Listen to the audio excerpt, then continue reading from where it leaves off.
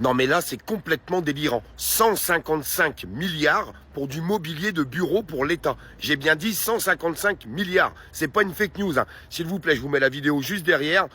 Likez-la pour que ça puisse circuler. Il faut que tout le monde soit au courant. Un petit partage, un petit commentaire. N'oubliez pas de vous abonner.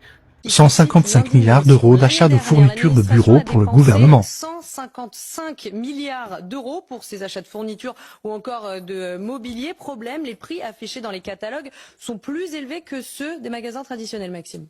Oui, Chana, il s'agit d'une véritable gabegie et un grand gaspillage de l'argent public. Ce n'est pas moi qui le dis, mais le député Philippe Juvin de la droite républicaine qui, dans les colonnes de nos confrères du Parisien, s'indigne de cette situation. Puisqu'en effet, l'année dernière, pour ces achats qui comprennent notamment l'énergie, les fournitures des enseignants, les bureaux des fonctionnaires, l'État a déboursé la bagatelle de 155 milliards d'euros. Une somme qui correspond peu ou prou à la moitié de la rémunération annuelle des agents de la fonction publique. Alors, lorsqu'on regarde dans le détail, c'est la consternation. On voit par exemple que l'administration a acheté une ampoule au prix de 48 euros. Rendez-vous compte, 80 euros pour une lampe de chevet ou encore des chaises classiques en plastique au prix de 68 euros l'unité, alors qu'une chaise identique est vendue chez un magasin mobilier suédois bien connu des Français pour la somme de 15 euros. C'est hallucinant, Maxime, mais comment c'est possible?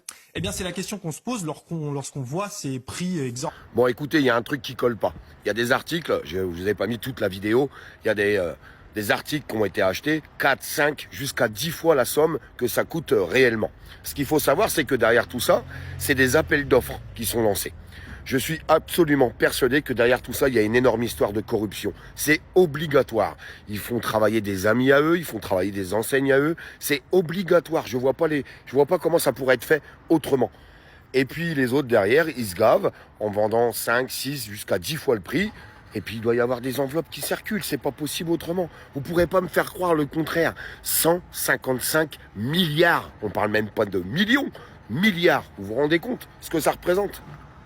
Et je suis désolé, vous allez dire que je me rabâche, mais tout ça avec l'argent des Français. Et là, ils nous passent la loi finance où on demande de nous faire des économies. On veut nous remettre la redevance télé, où on veut geler les pensions des retraités qui galèrent déjà, augmentation des impôts, et j'en passe et des meilleurs. Non mais c'est du délire, c'est du grand délire.